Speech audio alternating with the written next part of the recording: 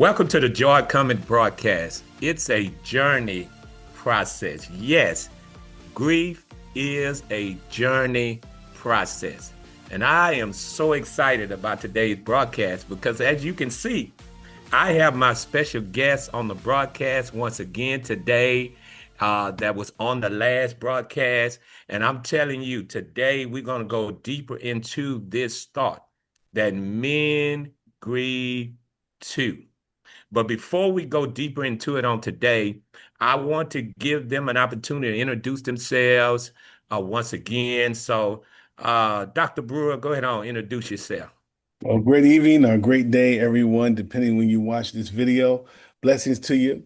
My name is Reverend Dr. Eric Brewer. I'm the pastor of Transform Church Global Ministries. I'm also the director of field education at Howard University School of Divinity. I'm a certified thanatologist. I was widowed over 5 years ago. My late wife, Holly Brewer, passed during the COVID pandemic, and it was a great loss to me personally, to the church, and to the community.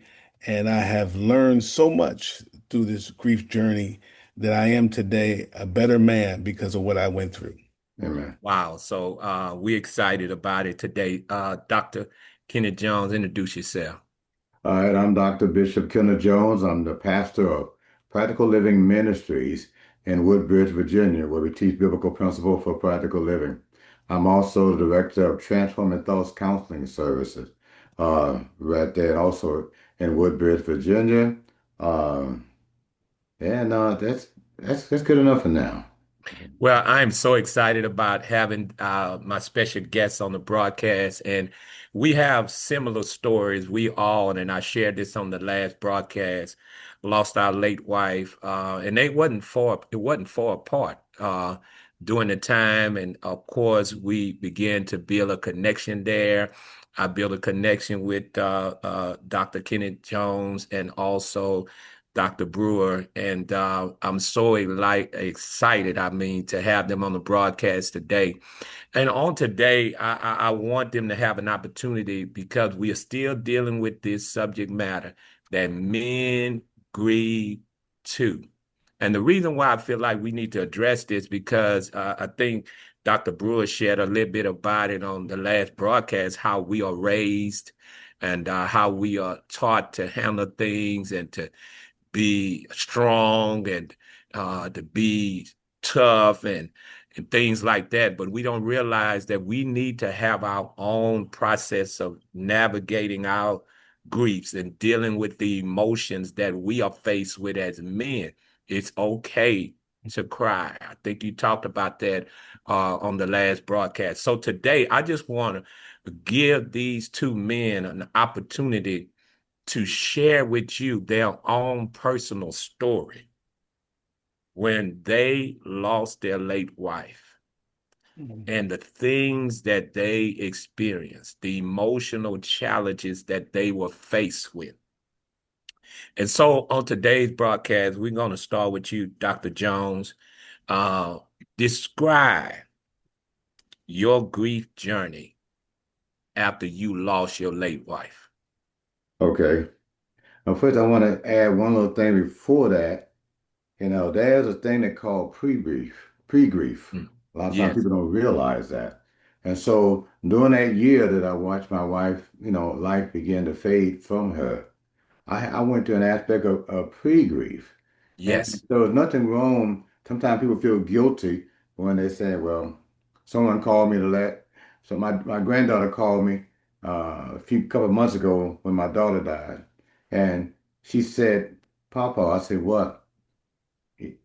Am I wrong to say I wish this pain was over?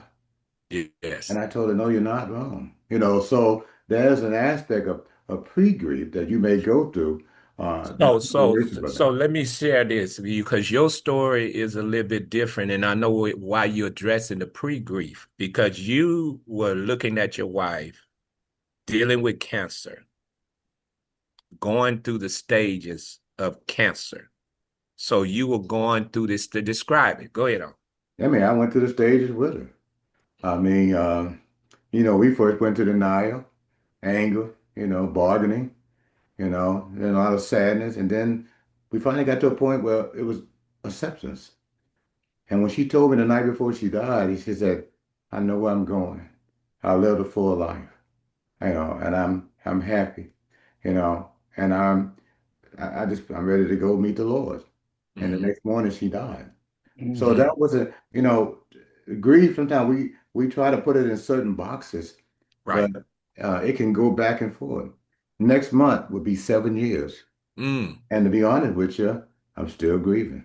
Mm. There's still an aspect of, a grief, when I sit at home at night, Hmm. by myself, or when I see something that reminds me. I have our children, something they may say may trigger a memory, and it's okay. A lot of times people try to put a calendar on you when it comes to grieving. Okay, it's been 6 months now. Um, you need to stop, but that's not Hmm. the case. Hmm. Uh, when Mary passed, it was tough. And I had to go through two funerals because he Wow. was also a lieutenant colonel in the military. So we had a service for her in my local city that I was in. And so that was crying, that was rough. Family members came down and everything went well, and we celebrated her life. But then 4 months later, because Mm. she wanted to be buried in Arlington Cemetery, we had to do it all over again. So describe that. I mean, you done went through the pre-grief, Mhm. knowing that your wife is about to pass away from cancer. Then you have to deal with two funerals, in preparation for that. So you go through that process, but now the funeral is over. And now you have to face life Yeah, without her. right. What happened at that point in time? That first of all, that period of loneliness. I mean, that person is absent, from Hmm. your life. Right. And uh, I was dealing with that, and also, I'm left with twin boys who are autistic, and my daughter, and, my other children. It was just so much I was dealing with, a lot of loneliness at that time. Hmm. Man, I miss her, man. And then my wife ran everything. Mm. So now I'm lost. I'm trying to find documents. I'm trying to find forms. I'm trying to find paperwork, bank account. And a lot of times, man, I know we just push things on our wives, but we need to make Hmm. sure that we're involved. Well, one Mm. thing about my wife, she had I think I said this last time, she had the pink book. And in that book had all the forms, all the documents, all the paperwork. She even told people to come see me. And she had Mm. already kind of set things up, for me. And I said, Wow. what you doing there? Well, Mary said to come here and to give you this. And so Wow. I really began to see that she was working behind my back to make sure, that I was okay. One of the biggest challenges I faced was dealing with church people. Wow. Um, I had a lot of, because I'm a pastor, a lot of people, blame me, Mm. for her death. Wow. And they Wow. walked up to me and they said, well, you're supposed to be a man of faith. Well, I am, and you couldn't keep your wife alive. Mm. And several ministers just told me to my face that I need to quit the ministry, Wow. that I was pretty much no good or no use to God. Wow. And so these are the people that are supposed to be coming to comfort me. But now that, they're just coming to tear me down. Which was a whole nother layer that you had to deal with instead of getting the support. And I remember you talked about in the last broadcast the story of Job and what went on with him. Right. And I'm gonna let you come back at the end and have some final words. But for time's sake, we need to get to Dr. Brewer. But that is critical what you Yeah. said there. So, Dr. Brewer, I need you to describe your grief journey after the loss of your late wife. Yeah. Thank you, Bishop Hardy, for this opportunity once again. When my loss was fresh, what helped me to get through the hardest hours and days, and what really helped me was um, having people such as yourself, Mm-hmm. accountability, people to check up on me Mm-hmm. on a daily basis to see how I'm doing in the ministry of presence. Mm-hmm. If I could cry, I could call you anytime of the hour. Uh, and other pastors be Mm-hmm. transparent because the reality is our grief journey is different than anybody else's because Yes. we're pastors. Yes. And so there is a theological, um, because we didn't expect our lives to end up this way as widowers. We had visioned our lives to grow old with our late wives Right. and retire and love on the grandkids. And then your Mm-hmm. life gets turned upside down Mm. because she predeceased us. Mm-hmm. And so the pain is so great. And the first step is you have to accept her death. Mm-hmm. And for other folks who were stuck in their grief, the reality is when you've been laying this next to someone for decades and Yes. you reach over Yes. and there's nothing there, Mm. there's no one there. Wow. Reality hits you hard in the middle of Right. the night, and Mm. number of nights that our pillows are filled with our tears, Mm-hmm. because you forget. I mean, not talking about just a week of, months later, years later, Mm-hmm. you're Mm-hmm. reaching and saying, "There's no one here next to me," Right. and so you have to accept her death, and because the reality is, she's gone. Yeah. Wow. So I didn't touch the perfume, the clothes, her clothes, everything was left in the same place. And you walk through our bedroom. So let me Yes. let's deal with that. What why you didn't do that? What why you didn't touch anything at that time? And how long that went on? Right. Talk to me about it. Well, for me, it probably went on for from she passed April 21st, probably to October.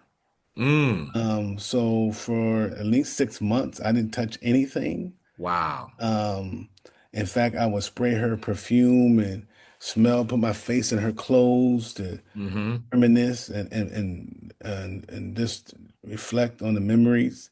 And that Mm-hmm. was tight Wow. for me. And so what kept me when people always ask, "How you doing? How you doing?" And I said, "I'm getting better every day."